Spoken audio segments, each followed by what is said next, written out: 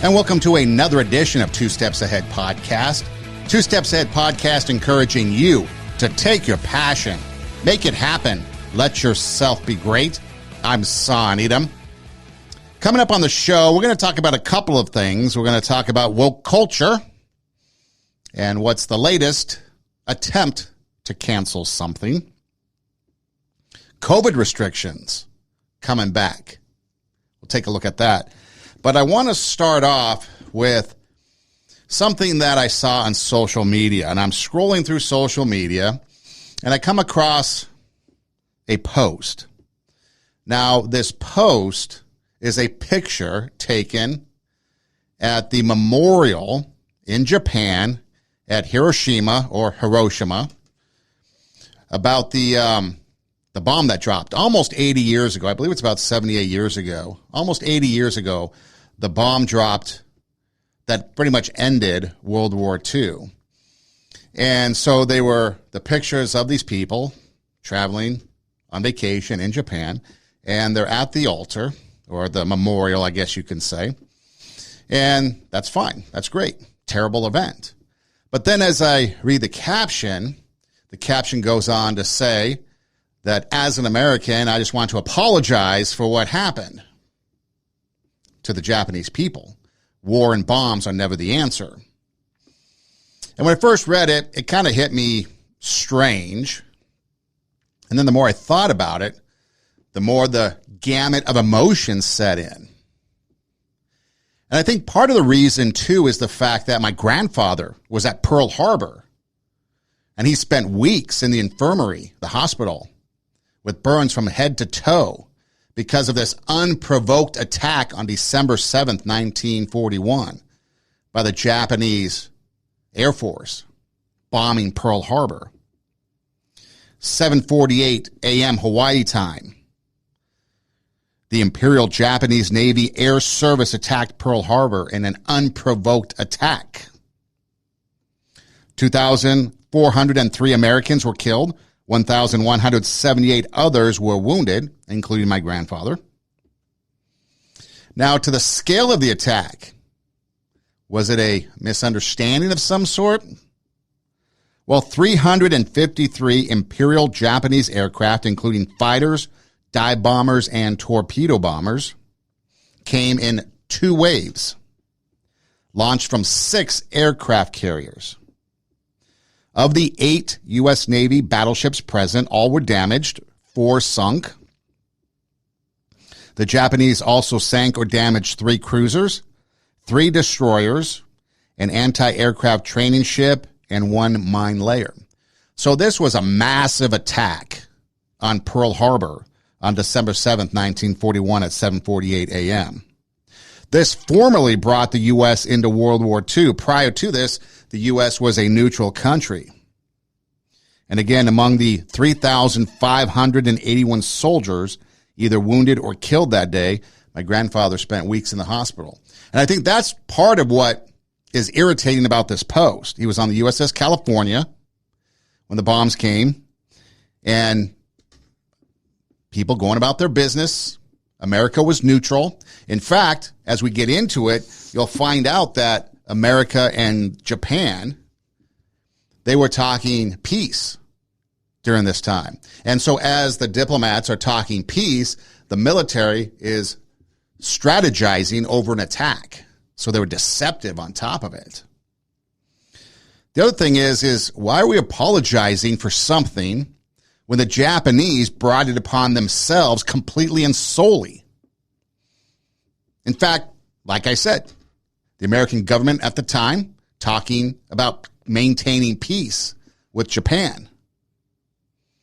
The world on edge because you had Hitler in Germany and you had that European front.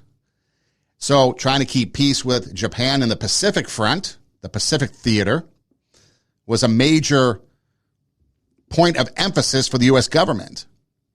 And so the Japanese government stabs America in the back and then bombs them, bringing us into the war. So eventually, fast forward toward the end of the war, bombs were dropped on Hiroshima and Nagasaki. Now, here's the thing that people don't understand. Okay. First of all, the apology to the American or to the Japanese people as an American. Well, first off, because of the Quebec Agreement, the UK had to sign off on it and Canada had to sign off on it. So it was really a 3-country decision to implement these atomic bombs on Japan, unleash them. And these 3 countries each had scientists that were working on this project. Okay. Now, first of all, I want to say, do I hold the people of Japan today? No. I don't hold them responsible. I don't hold them at fault. The people that are responsible was the emperor at the time, the military leaders, and those diplomats that put the scheme together. Those were the ones. But I don't hold the people today responsible for what their ancestors did. In fact, there was a lot of innocent people all around the world during World War II that suffered tragedy beyond belief. That's why we study history, so we can learn. And we've learned from this incident, and atomic bombs have not been used since because of the fallout that took place. But again, this was an unprovoked attack by Japan on American soil while peace was being conducted, peace talks between the two. So here, first off, is what President Roosevelt said shortly after the bombing of Pearl Harbor. December 7th, 1941, a date which will live in infamy. The United States of America was suddenly and deliberately attacked by naval and air forces of the Empire of Japan. The United States was at peace with that nation, and at the solicitation of Japan was still in conversation with its government and its emperor, looking toward the maintenance of peace in the Pacific.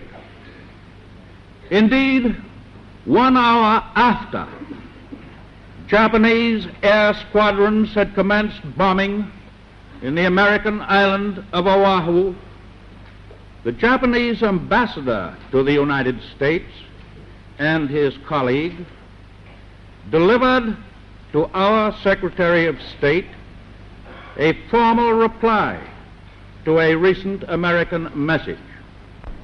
It will be recorded that the distance of Hawaii from Japan makes it obvious that the attack was deliberately planned many days or even weeks ago. So if you listen to that speech, he uses the word deliberately, mentions the U.S. was at peace with that nation. Solicitations from Japan to maintain that peace were coming in. And then you have the bombing. And because of the map of the world, the location of Pearl Harbor, the location of Japan, and the technology at the time, today the world has gotten much smaller because of technology. But back then, the technology that we had required extra stuff like battleships so that the planes who couldn't travel as far as they can today could refuel and launch again. So again, it was on purpose, deliberate, been planning for weeks, days. It wasn't just a spur of the moment type of thing. And so Japan brings us into World War II. Now, again, what people might not understand, so let's rehash. You have a bombing, Hiroshima, Nagasaki, hundreds of thousands of people, plus 2 cities pretty much wiped off the face of the earth. Was it tragic? Absolutely. Was it horrific? Absolutely. Should it have happened? Well, it wouldn't have if Japan stayed home and not bombed Pearl Harbor and instead maintained the peace that they were soliciting at the time. And again, do we hold the people today in Japan responsible? Of course not. The responsible people is the emperor at the time, the military leaders, and the politicians that dreamt up this scheme to bomb Pearl Harbor and to bring U.S., a neutral country, into World War II on the Pacific theater. So once the bomb is dropped, at this point, Harry Truman is now in office. He was in office as the president when the decision was made. And here's his speech shortly after the bombs were dropped. A short time ago, an American airplane dropped one bomb on Hiroshima and destroyed its usefulness to the enemy. That bomb has more power than 20,000 tons of TNT. The Japanese began the war from the air at Pearl Harbor. They have been repaid many-fold, and the end is not yet. With this bomb, we have now added a new and revolutionary increase in destruction to supplement the growing power of our armed forces. In their present form, these bombs are now in production, and even more powerful forms are in development. So yeah, the Japanese were paid many-fold, and yet again at Nagasaki. I think the other thing that people don't realize is this when it comes to atomic bombs. The emphasis on atomic bombs became real when the Allied forces found out that Hitler, Nazi Germany, was looking to create an atomic bomb. That's when nuclear weapons became front and center, because you know if Hitler would have gotten a hold of one, he would have used it. So the atomic bomb concept was originally designed, or I guess defended or came into fruition, to battle against Hitler and Nazi Germany. The Allied forces needed a counter to if Germany and Hitler got an atomic bomb. And again, the U.S., Canada, and the U.K., the Quebec Agreement, all three had to sign off on it. All three did, and the bombs were dropped. Now, how did it go from Hitler to Japan? Well, May 1945 was the fall of Nazi Germany. The war ended in the European theater. Hitler commits suicide. Germany falls apart. The war is over. So now the full focus of World War II is centered on the war in the Pacific. And it goes on and on and on and on. So as you sit here, we have to take a look at the lessons that we've learned from World War II. And so far, it's been nuclear war, or nuclear bombs have not been used since then because of the fallout that took place. So yes, it was a tragedy, but it was war. It was world war. All four corners of the globe was affected by the war going on in both the Pacific theater and in the European front. The other thing, too, is that if the war was going to end, it was going to take something drastic to end it in the Pacific. And thus the decision was made. Now, again, for those that really want to get down into the weeds, okay, let's play politics. Let's play politics of today. Blaming the opposition, right? That's what we do today, right? If something goes bad, you blame the opposition. You indict the opposition. You guys do nothing wrong, but you indict your opponents. You blame the other side. They're the evil ones, right? Well, Roosevelt and Truman, they were Democrats. So if you want to play politics and apologize, maybe you should apologize on behalf of the Democratic Party, because they were the ones that brought this upon. But see, you can't do that. People like to do that today because back then, Uncle Sam wanted you for the U.S. Army. It was patriotic to defend your country. Nobody thought twice about doing anything possible to save America and to keep their shores safe from the outside.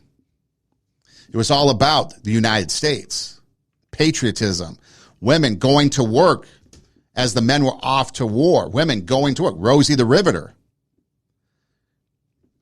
And so everybody united behind the common cause to defeat Nazi Germany and the Empire of Japan.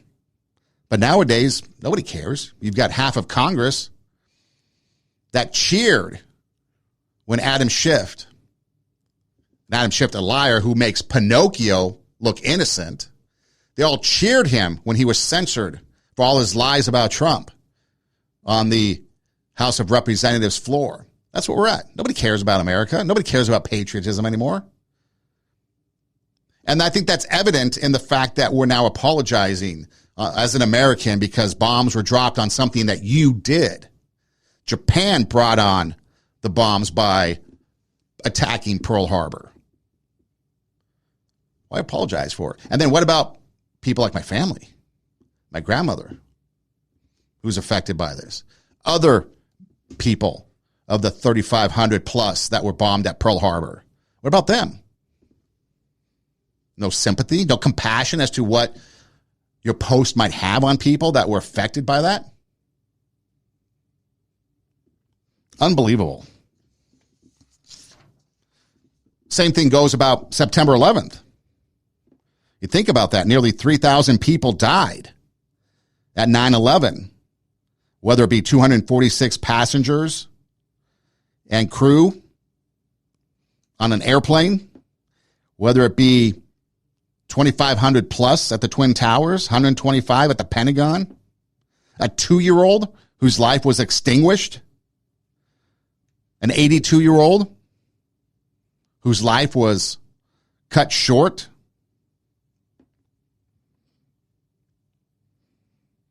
And you can look through the history of all this. And everyone's like, we won't forget. And now we have U.S. Congresswoman Ilhan Omar talking about how some people did something. And how others don't even remember 9/11. Blame the Americans for the towers coming down for something that we did. So, is someone going to apologize to the Middle East because of an attack that they did on us and apologize as an American? Unbelievable. I think it comes down to the fact that's the mentality of society today. Blame other people. Don't take personal responsibility. Peaceful protests. CNN guy on TV. Oh, it's a peaceful protest as the building behind him burns to the ground. Indict a former president on charges, yet the current president and his crime family and others in that so-called deep state get away with their criminal activities. You're going to blame the baby for irresponsible sexual behavior. Blame the cops for what the bad guys do. Have you seen California? Have you seen the rampant crime that's taken place out there? Blame teachers for students' bad behavior and poor progress. Blame the white man for everything. Blame Christians, calling them bigots for their religious beliefs. Basically, it's become intolerance in the name of tolerance. We can't have that. We can't have that as a society anymore. Because then what happens is what happened a couple years ago with the lockdowns, where we became divided and people actually wished other people death. I hope you get COVID and die because you don't have the vaccine. I had many people tell me that. Really? Good job, dude. Speaking of COVID restrictions, Biden administration preparing to bring back full COVID restrictions because of the Eris variant.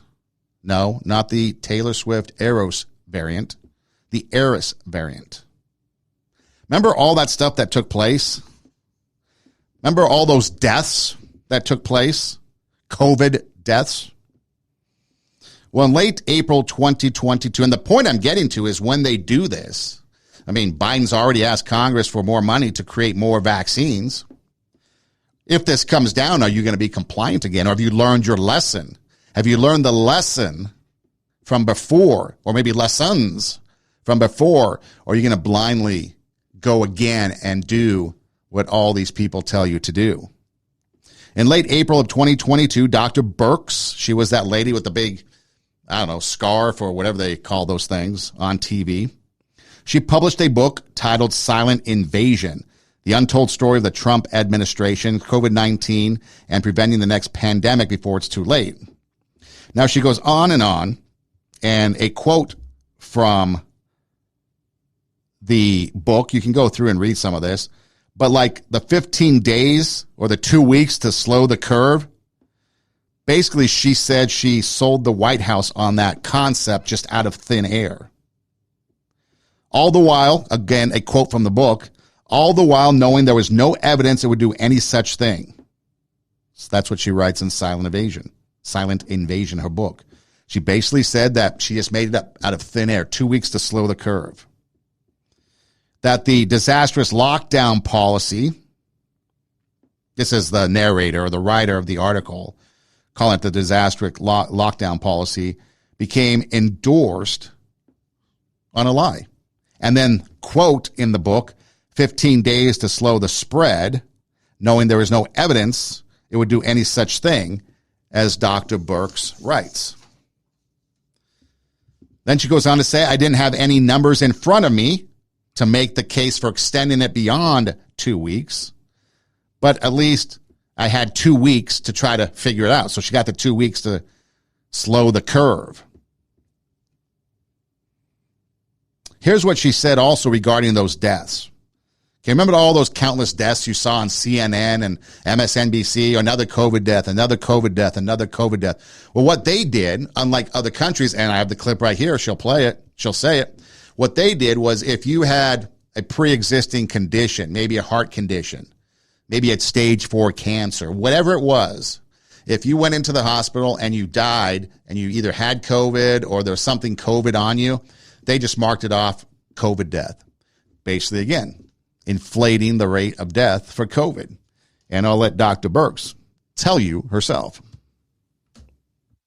There are other countries that if you had a pre-existing condition, and let's say the virus caused you to go to the ICU and then have a heart or kidney problem, some countries are recording that as a heart issue or a kidney issue and not a COVID-19 death.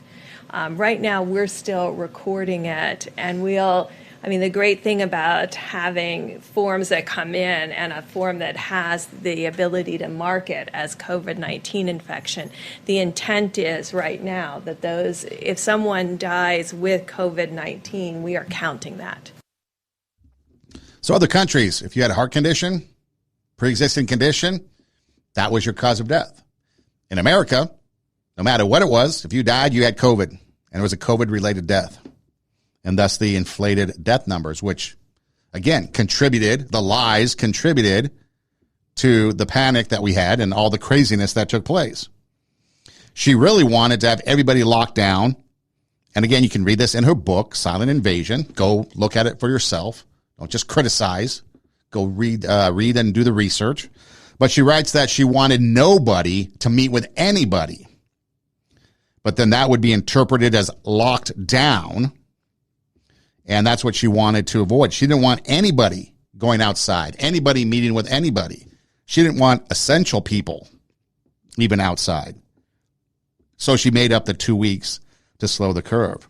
And then she writes, actually, I think she stated this in a TV interview. I knew these vaccines were not going to protect against infection. And I think we overplayed the vaccines. And it made people then worried that it's not going to protect against severe disease and hospitalizations. She actually said this on a news interview. So again, this is Dr. Birx, who was front and center with Fauci, telling us what we needed to do with COVID. I knew these vaccines were not going to protect against the infection, and I think we overplayed the vaccines. Well, here's Rachel Maddow telling us, hey, the vaccine stops COVID. Virus stops with every vaccinated person. A vaccinated person gets exposed to the virus. The virus does not infect them. The virus cannot then use that person to go anywhere else. It cannot use a vaccinated person as a host to go get more people. That means the vaccines will get us to the end of this. Well, that did not age well. Falsehoods. Here are the 10 biggest falsehoods or lies that were recently learned or proven to be just that, false. That the coronavirus had a far higher fatality rate than the flu. Remember, they kept saying this was going to be worse than the flu? Numbers did not, in the end, prove that. Everyone is at significant risk to die from the virus. Remember, they told you that. First, it was you have a 99.9994% chance of surviving, and then as time went by, you were going to die from the virus if you got it. Or how about you did not have natural immunization protection because the virus is completely new? That proved to be false. In fact, people that got the vaccine actually ended up getting COVID more often than the people that didn't get the vaccine. Locking down, closing schools and businesses, confining people to their homes, stopping non-COVID medical care, and eliminating travel will stop or eliminate the virus. See, again, that's the thing. If it was really such a big deal, and again, logic, I haven't mentioned this in a while, but logic, common sense, and just reasoning, 3 areas that you can incorporate into your life to figure out if something is true or not. If COVID was that bad and they wanted us to lock down, why was travel still available? Why could you jump on a plane? In fact, I did more traveling during COVID, flying around the country, driving around the country than I ever did prior to that. I was fine. Nothing ever happened. Remember, masks will protect everyone from the spread. Well, that turned out to be false. In fact, there was no evidence that masks would work. In fact, early on, Stanford and Duke both did a survey, or a study, I guess, not a survey, but a study on masks, and realized that the everyday masks that you wear, or remember the neck garters or those ones that you would pick up at the store that people made that were all like nice and cute and stuff, those didn't work. Everyone knew that. But again, logic, reason, and common sense would tell you that. The virus is known to be naturally occurring, and claiming that it did not come from a lab, or it came from a wet market that just happened to be right next to a lab that had biological weapon material in it. Common sense would tell you that the wet market probably had nothing to do with it, and a bioweapons lab in Wuhan, China probably did. Remember, everybody panicked because teachers were going to be at risk? And then, like I said, COVID vaccines stopped the spread of the infection. Those were things that we were told, and this is according to Newsweek magazine. So Newsweek magazine, March 2023, the headlines or the storyline. Here are the 10 biggest falsehoods about COVID. And they listed them, and that's Newsweek. Here's some other myths that were debunked. Natural immunity offers little protection compared to the vaccinated community. That was debunked. Again, masks prevent COVID transmission. School closures reduce COVID transmission. Myocarditis from the vaccine is less common than from the infection. Young people benefit from vaccine boosters, and vaccine mandates increased vaccination rates. This was a recent study from George Mason University,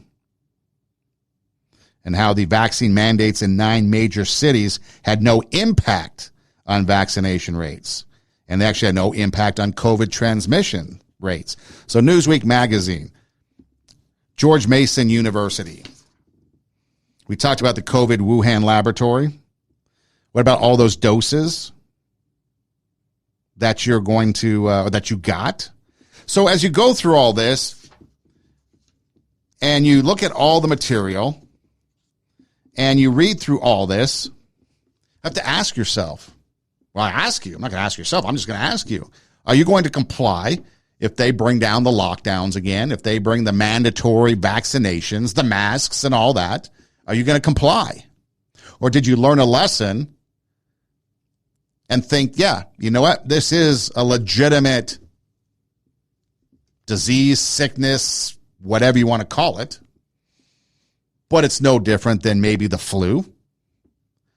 Maybe the last time we were lied to. So maybe we need to rethink who we trust when they talk about some of these things. When we take a look at the people that were our leaders at the time, and Nancy Pelosi's in a salon getting her hair done. Gavin Newsom's at a French Laundry restaurant, exclusive restaurant, with 10 other healthcare type people. When you have pictures of Fauci and others, like Fauci at a ball game, not wearing a mask. A lot of people in Congress going maskless, or you see them put their mask on before they enter the camera, but we see them backstage with their masks off. The governor of Michigan's husband wanted to take the boat out. Hey, do you know who I am? So when you see all this and you take it all in, a rational, logical, reasonable person would sit there and say, okay, wait a minute. Even if you bought it hook, line, and sinker the first time, second time, okay, you know what? Not going to be so apt to pull the trigger and follow everything they say blindly. Those of us that kind of knew and took our own precautions and did our own thing, now we're even more skeptical. And you're starting to see the defiance come out. But are you going to just blindly follow? Are you going to pump yourself full of juice because they tell you to? 3, 4 vaccinations, 5, 6 boosters, still get sick. Are you going to lock yourself down again? I know some people, I've heard stories that people that I know still know people who still have not come out. They still get their food ordered in, the groceries ordered in. They wipe it all down. You still see people walking around or driving around in their car by themselves with their mask on. You still see all this remnants, so to speak, of the last pandemic. But now they're starting to ramp it up. They're starting to make people panic. I'm starting to see more and more masks pop up. Again, you've got to realize that, yes, this is a real thing.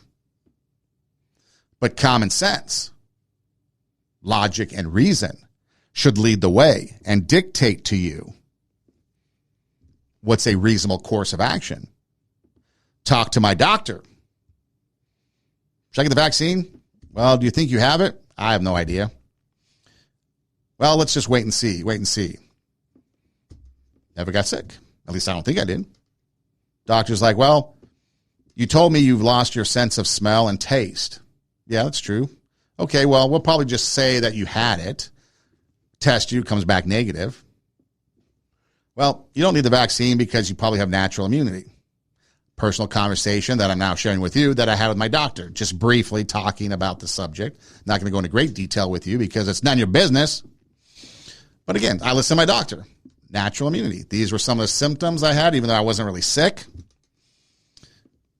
I was at home all the time because I locked down because Los Angeles, you couldn't do anything. You were threatened with the police. How many times did we see paddleboarder in Malibu get arrested by SWAT? The Coast Guard, the Navy, everybody came out because one single dude was paddleboarding. And then Eric Garcetti. You can be on wet sand, but not dry sand, or whatever it was. Yeah, wet sand, but not dry sand. You can't camp out. So what do? Go to a county beach. Because at the time, the sheriff was going to enforce what he thought was dumb rules. Go to a county beach. Hang out the beach all day. So what happens if it does come back? Okay. So let's say COVID comes back. You do whatever you do. But what about society as a whole? Okay, this comes from Forbes magazine. That was December 31st, 2022. So we're just about ready to flip the calendar. And these are some things that they came up with. The healthcare infrastructure could have a difficult time meeting challenges of a coming surge if there is a new COVID-19 infection. Okay. It's because patients that require hospital care have to compete with maybe other winter-related, again, this was December of 2022, might have to compete with other kind of normal, if you want to call it that, hospital care, such as falls, heart attacks, hypothermia, carbon monoxide poisoning because you need a source of warmth in your house. So again, the healthcare system is already dealing with winter stuff. And then they had this. Of course, then you have to deal with, just in general, chronic lung disease, diabetes, cancer, other traumas that obviously strain the ER. So again, the healthcare infrastructure might be difficult. And this was the other thing. If COVID was so bad, why were they firing healthcare professionals, nurses and doctors and people when you needed them the most? Because they didn't take a vaccine. So you fire them. So all signs, if you're common sense, logic, and reasonable, would say that, yes, this was a real thing, and yes, it did affect people, and yes, people were in the hospital from it. Absolutely. And yes, people maybe even died from it. Although we just heard earlier Dr. Birx and the inflated death rates, where she said other countries, if you went in with, let's say, a pre-existing condition, heart attack or something, then that was your cause of death. But in America, if you went in with a heart attack or something and then contracted COVID, you died of COVID. The other thing that Forbes magazine talks about is the supply chains recovering. Well, since then, have they recovered? I mean, it mentions the inability to get a new car or major appliance that now Joe Biden and his administration is trying to get you to do away with. So you have to drive an electric vehicle. You can't now have a ceiling fan. You can't have a gas stove. But the basic goods in the supply chain, have they recovered enough? What about the healthcare supply chain and all the supplies and materials and things that they need? What about the drugs that are needed? I mean, we've seen time and time again, things like eggs. Remember, poultry wasn't producing. They thought maybe it was the feed from Purina or something, allegedly. So eggs, remember baby formula? Remember the shelves that were vacant of food in the grocery stores? Most recently, again, another run on toilet paper. I guess there's plenty of shelves in the shelf space in the Bud Light cooler because nobody drinks that anymore. Or what about things like children's Tylenol being in short supply? Now, again, some of this may have altered in the last 6-7 months, but again, has it? I guess depending on where you live. And then what about if you're in Los Angeles and the crime spree that's going on?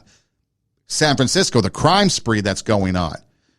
Aren't these people now going to go from Gucci bags to the necessities? Sure they will. They also talk about we never have understood how to work with China.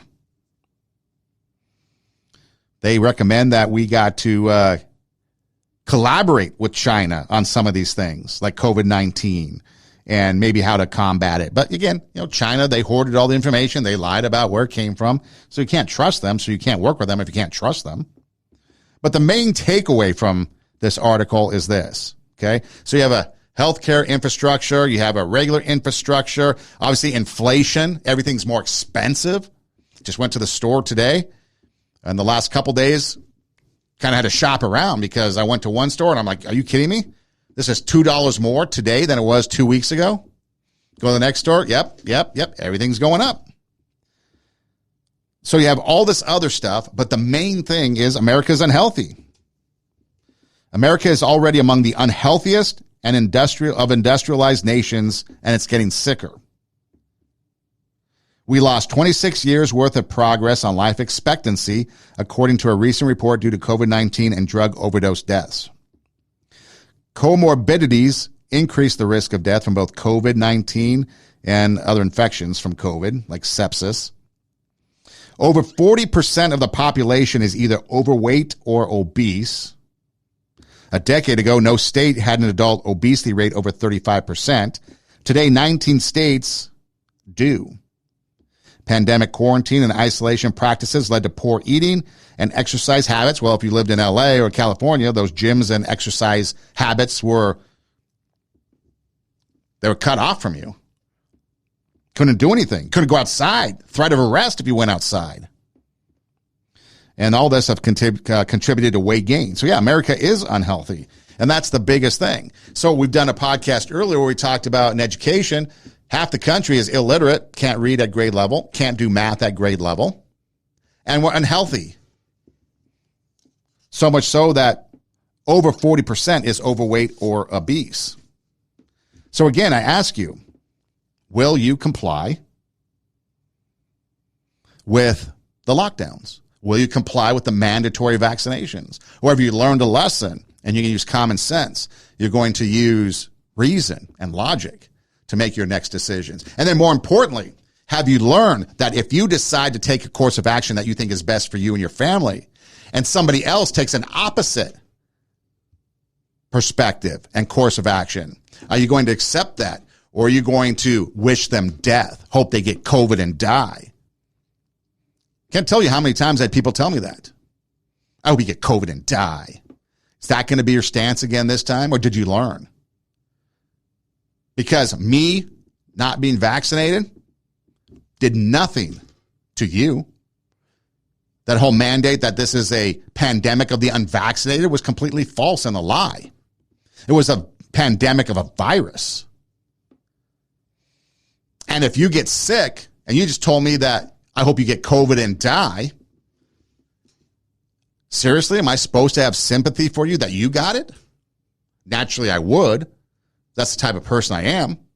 Just like I don't hold the Japanese today responsible for what their ancestors did nearly 80 plus years ago. But how am I going to have sympathy and empathy for somebody when you wish me death because I don't want to comply or conform to your ideology on something? So maybe, if anything, if this stuff does come down, maybe you should take a different approach, because there was always this. The people that were kind of anti-vax, as they call them, anti-mask, it was like, you do you. Do whatever you want. I don't care. You do you, and I'll do me. But on the other side, it was, you got to get vaccinated. You got to get masked. Wear your mask. You're the fault. I hope you get COVID and die. You're evil. So you that are going to be pro-lockdowns, masks, vaccines, are you going to change your ways? Or are you going to continue with that attitude? That's up to you. Jennifer Aniston. Do you know her? Friends? Some movies she's done?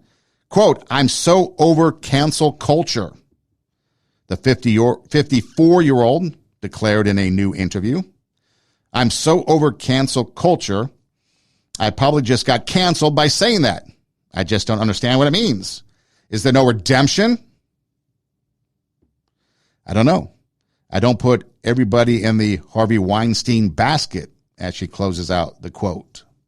So again, talking about the cancel culture and some things that are going on. But now we've got the latest cancel culture.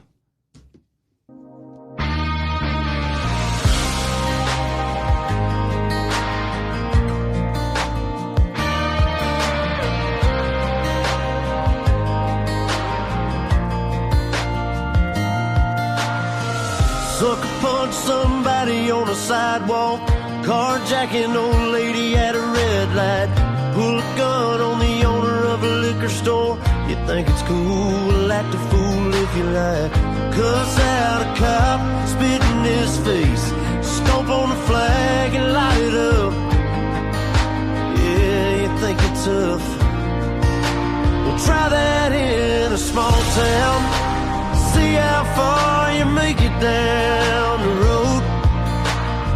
Around here we take care of our own. You cross that line, it won't take long for you to find out. I recommend you don't. So this is Jason Aldean. Try that in a small town. One of the songs that they're trying to cancel. If you've ever go to Nashville, Broadway, it's lined with all these bars and stuff. Places where aspiring artists will play. I mean, it's up and down. It's like Bourbon Street in New Orleans, if you've ever been there. It's just a row of bars and clubs. Some of them are multi-floored, so that you have one wannabe on the bottom floor, the next one, different people playing. You can go up and down and listen to different people. I went into a few when I was there earlier this summer, and Jason Aldean's is actually one of the nicest. It's on the second floor. The one below it, which I think is like Tequila Cowboy, that was actually a pretty cool one too. But anyways, not a plug, just a fact. Go to Jason Aldean's. So again, when it comes to music, apparently there's this thing out there where they wanted to cancel fat bottom girls. Apparently there was, I think it's like Yodo or something. I don't even know what it is. But I checked it out, and it's kind of a novel thing, but the more you look into it, the more it's just like any type of cassette player, CD player, 8-track that came along in time. So basically there's this company out there, this family, I guess, that mom and dad or whatever, that developed this radio player, Okay. It's a radio player that then you can buy cards, they call them. They kind of look like Pop-Tarts, really. But you put it in the device, and it will play whatever's on the device. It has books, so it'll read the story. And that, I guess, was the main idea behind it. But now they're trying to get into the music world. And it's designed for young kids to be responsible. There's kind of some philosophy in the Montessori, where the Montessori schools, where you kind of have your young ones take responsibility and learn, kind of control their learning. And so this design was to help young kids have a radio that they can play and stuff, that they can listen to, and they take responsibility for it. And it's completely non-connected to the internet, no microphones, no,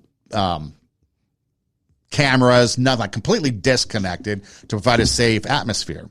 And the cards and stuff cost like $9.99 and all this stuff. So again, it's kind of a novel idea, and I can understand and appreciate where they're coming from. And again, I forget the name. I was going to look it up, but I kind of forgot to. But again, it's a radio device, and you put these cards in. It's almost like an audio version of Viewmaster. If you remember what Viewmaster was, you had those little goggle things you put on, that little Viewmaster thing. You put the round card in, you click it, and you look at the different pictures. So it's kind of like an audio version of that, where you put in a card and it will play whatever is on the card, like a story, or in this case, now we're starting to get into music. And again, it's designed for young kids. Okay. So with that being said, they have a Kids Bop 2023, and then they have a Queen album. Again, I don't understand the concept of Queen to the young people, but they are, I think, from England, so maybe that's the connection. But whatever. So Fat Bottom Girls, on their greatest hits on the card that you can buy for this device for your young kids, which again, I don't know why kids are listening to Queen if you're 4 and 5 years old, but again, that's your choice. I like Queen, but again, 4 and 5, probably not. And so on the Queen's greatest hits comes a song, Fat Bottom Girls. Well, they have taken that off because they think, or they say, that Fat Bottom Girls is a derogatory term for pleasantly plump. Okay, but Fat Bottom Girls, if you want to know the history again, Queen, the guitarist Brian May is the one that wrote the song, and it's out on their greatest hits. But the song actually celebrates the narrator's attraction to curvier women, as they say. Now, if you remember, if you're old enough or if you're in the know, when the 45s came out, 45 was a small record. When the 45s came out, you had an A-side and you had a B-side. A-side was usually the good song, and the B-side was usually a throwaway song.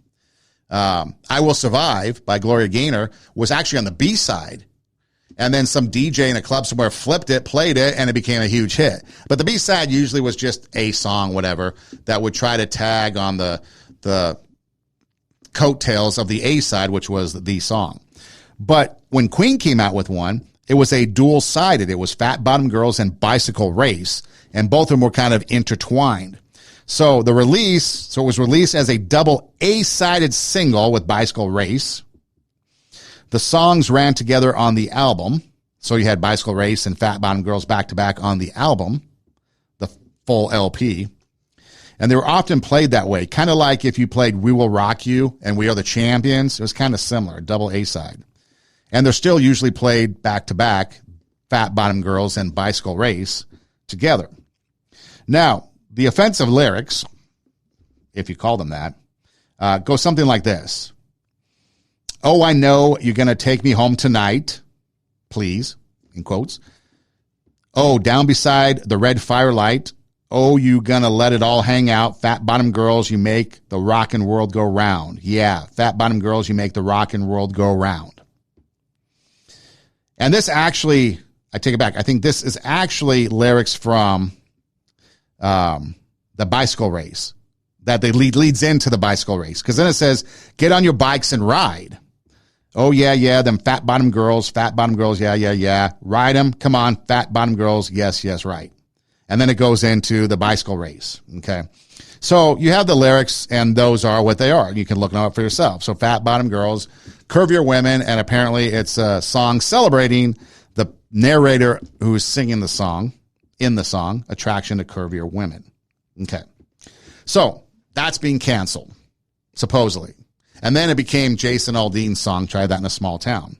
Well, remember back a few years ago when they tried to cancel Baby It's Cold Outside because they were saying that it was misogynist, it was sexist, it was all this bad stuff. But at the same time, was it Cardi B's WAP was the number one song? Well, I was going to compare the lyrics, but I found a comedian to do it for us. So enjoy the comparison between Baby It's Cold Outside and WAP by Cardi B. And the one that really killed me was last Christmas, we canceled a song that was written in the 1940s called Baby It's Cold Outside. People said that they were triggered, that the lyrics were rapey, and they had toxic masculinity. And that's fine if you feel that way, but radio stations across the country wouldn't play the song because people were outraged. Which is fine if you feel that way, but at the exact same time, the number one song in this nation for over 2 months was Wet Ass. I'm not making that up. You can look it up. Google it. So I want to wrap up my show by comparing and contrasting the lyrics of these two songs. If indeed this country has lost its fucking mind, shall we? Let's start with the horribly offensive Christmas song written just after World War II. I really can't stay, baby, it's cold outside. I gotta go away, baby, it's cold outside. This evening has been so very nice. Yeah, you f***ing with some wet. Bring a bucket and a mop for this wet. Beat it up, N-word, extra large, extra hard. Put the right in your face, swipe your nose like a credit card. My mother will start to worry. Beautiful, what's your hurry? My father will be pacing the floor, listen to that fireplace roar, well, maybe just half a drink more. Spit in my mouth. Look in my eyes. This is wet. Come take a dive. Talk your shit, bite your lip, ask for a car while you ride that.